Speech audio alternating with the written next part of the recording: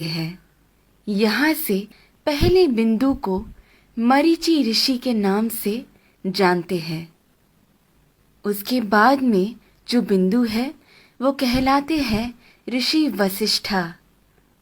ऋषि वशिष्ठा की बाईं ओर आपको एक छोटा बिंदु नजर आएगा।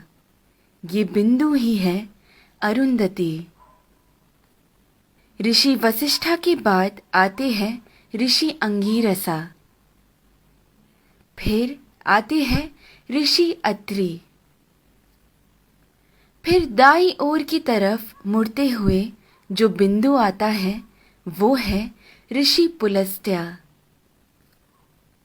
उसके बाद आते हैं ऋषि पुलह और फिर ऋषि क्रतु।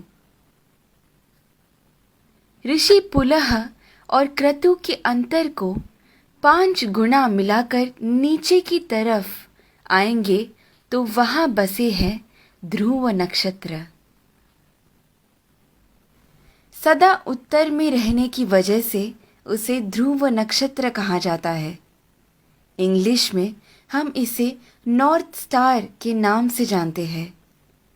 बाल्यावस्था के ध्रुव नक्षत्र अगर उत्तर में बसे हैं तो वृद्धावस्था के अगस्त्य नक्षत्र दक्षिण में बसे हैं। अगस्त्य और ध्रुव नक्षत्र हमेशा उसी स्थान पर ही पाए जाते हैं। इन दोनों के बीच में मौजूद आकाश गंगा सतत घूमती रहती है। इस कारण से हमारी धरती अक्ष के ऊपर घूमकर घूमती रहती है। ये सच है कि सारा जगत भगवान के इर्द गिर्द घूमता रहता है, लेकिन वो हमें कभी नजर नहीं आ सकता। भूमि के अनेक कालों में से उसे 4 काल में छांटते हैं। ऊपर नजर आ रहा पीठ के बल सोया हुआ प्रश्न चिन्ह के आकार में बना हुआ सप्त ऋषि मंडल हमें वसंत ऋतु में ठीक ऐसे ही नजर आता है। आगे बढ़ते हुए शिशिर ऋतु यानी ठंड के मौसम में हमें सप्त ऋषि मंडल ऐसे नजर आता है।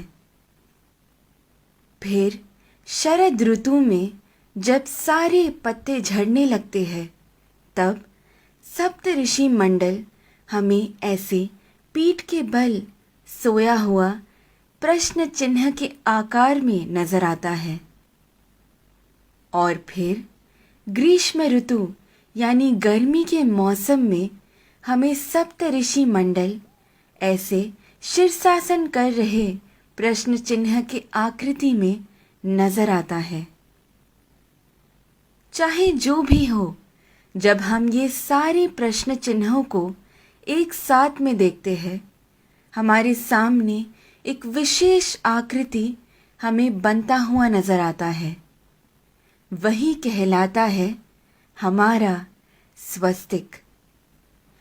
स्वस्थ का मतलब है आरोग्यवान। स्वस्तिक का महत्व मेरे पिता मुझे हमेशा से बताते आए हैं, लेकिन हर क्षण प्रयोग में ला रहे इस स्वस्तिक का जन्म कहाँ से हुआ ये आज मेरे पिता द्वारा जाना, जो आप सभी में मैंने बांटना चाहा। ध्रुव नक्षत्र को देखते हुए हमें ये मालूम होता है कि हम पूरी जिंदगी जिस दिशा की ओर बहते जा रहे हैं वही है उत्तर दिशा। इसीलिए शायद हमारी भूमि पर भी दक्षिण में अधिक जल है और उत्तर की ओर अधिक जमीन है। इस विषय को इतनी सुंदरता से वीडियो के रूप में बनाकर आप सभी को समझाने का श्रेय जाता है मुक्ता जी को।